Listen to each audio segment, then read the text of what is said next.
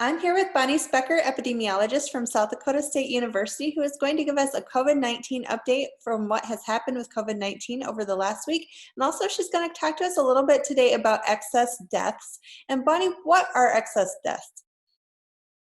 Thank you, Chelsea.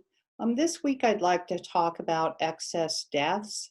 And excess deaths are simply the difference between the observed number of deaths that occur over a specific time period and the expected number of deaths.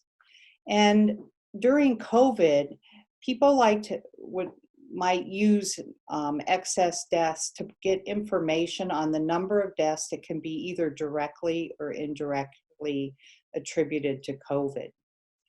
Comparing deaths from all causes with and without COVID can give you some insight into how many excess deaths are identified as due to COVID or due to some other cause. And these deaths that are due to some other cause, if there are a lot of them, it could be an indication that there are COVID deaths that are not being coded as COVID, or it could be that there's excess deaths occurring due to either healthcare shortages or an overburdening of the healthcare system, or perhaps people aren't going to the hospital for treatment when they should be, and therefore these deaths will increase.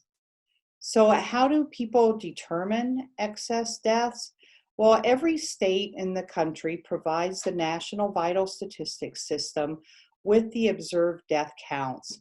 Now, the reporting of death data by states can be delayed. There, is a long process for that. So there are statistical methods that can be used to account for the incomplete data. The CDC also uses methods to calculate the expected number of deaths for each week. And this is based on historical data. And what I'm going to show you today, they go back to 2013 to calculate these expected number of deaths for each week of the year. And because there's variability in that, or error in making those estimates, they set an upper threshold based on the 95% prediction interval. And what this is telling you is that in the future number of deaths per week will fall under this threshold 95% of the time. So it's giving you some measure of error in those estimates. And this is shown on this graph. On this axis, we have the number of deaths per week. This is for the United States. And this orange line is the threshold for excess deaths. So this is that 95% prediction interval.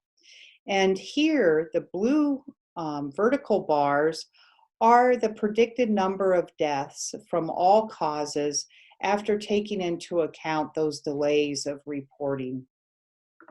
And you can see that if you took the mean, it'd probably be somewhere around what you're observing. And so this is the possible error. And these little green or red crosses, this is showing you that these weeks, the number of deaths were above that threshold. And it doesn't happen very often. Here we have COVID out here where we have many excess deaths, and we'll get back to that later. But I wanted to talk about this area too. But before we get there, this is just showing one particular week. You can go to this website, the reference is down here, and you can click on a particular week, and it gives you this information. It's the week ending March 7th.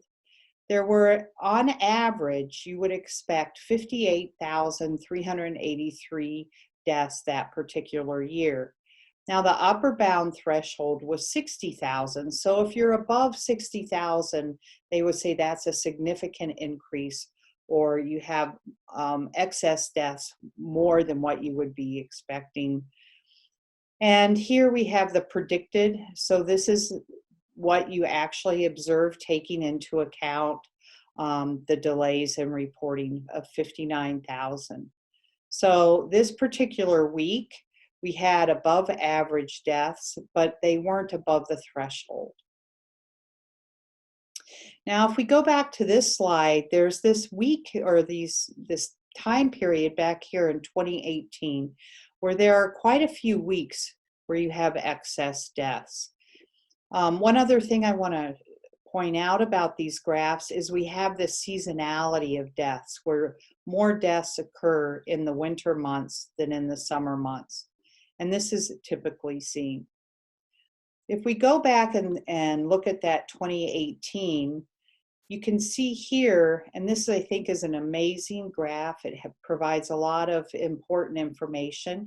This is pneumonia, influenza, and COVID mortality or deaths over quite a long period back to 2017 to this is ending November 14th of this year. On this axis, we have the percent of all deaths due to pneumonia, influenza, and COVID.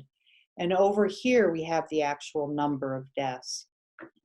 These two black lines, this is the threshold, the upper one, and then the baseline. So you would expect the number of deaths to lie within this particular band right here, represented by these two dark lines.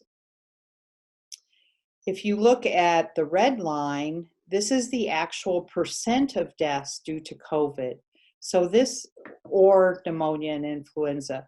So this red line, you interpret that through this axis here. And you can see that about 5 to 8% of the deaths are due to pneumonia, influenza, and COVID over this time. But then you have this peak here, and that corresponds to this increase in flu. These yellow shaded areas are the number of deaths that were coded as being caused by flu.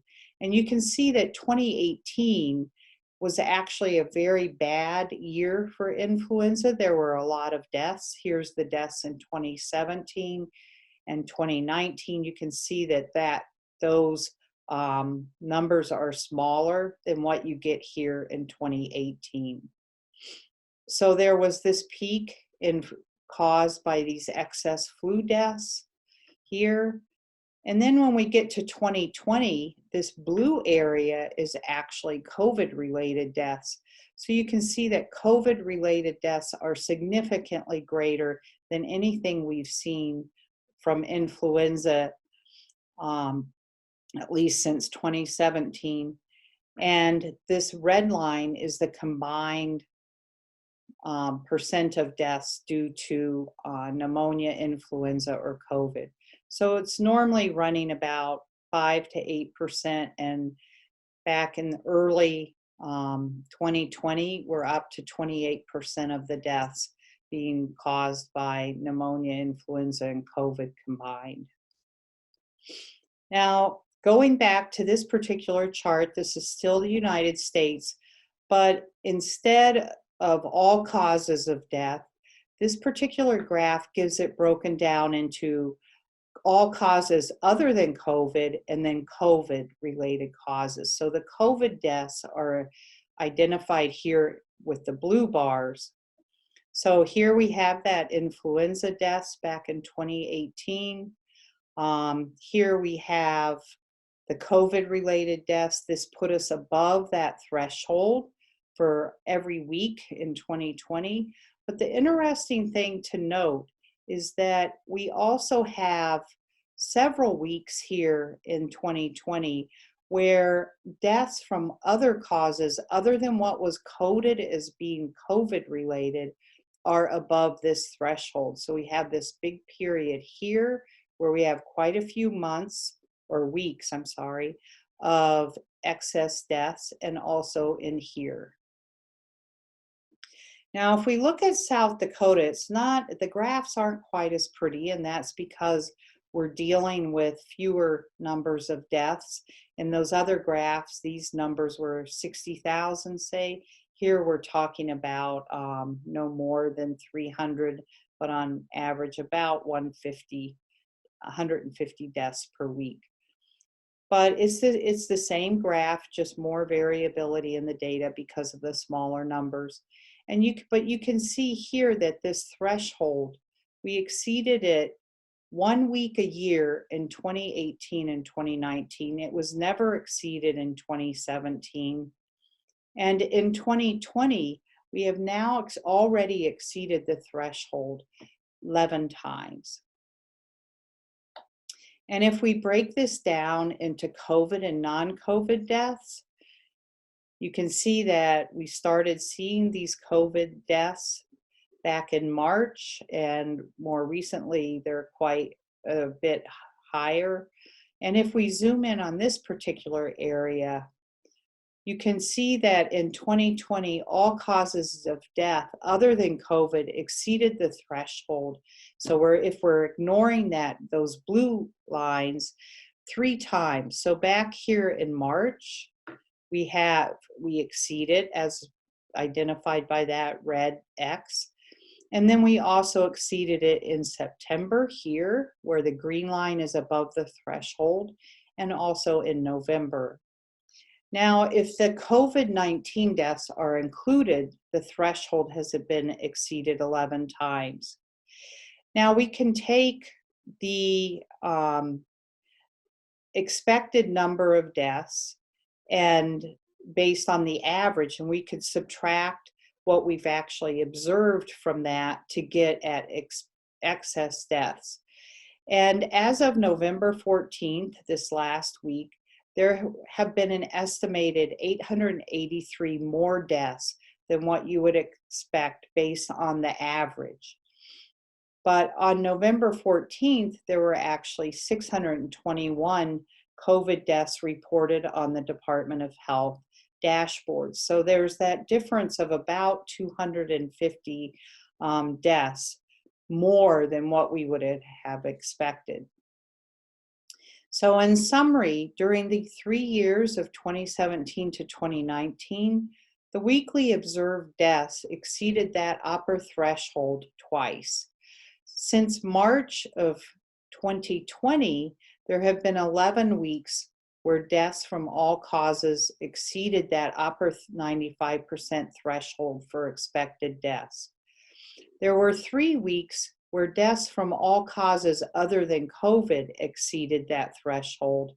And whether these excess deaths that are not coded as COVID are really COVID-related deaths that were misclassified, or whether it's a result of strain on the health system or people not going to the hospital when they should, isn't really known. But there do appear to be these weeks of excess deaths during the COVID pandemic that are not coded as being COVID related. In addition, we have the obvious COVID deaths causing us to have more deaths than expected.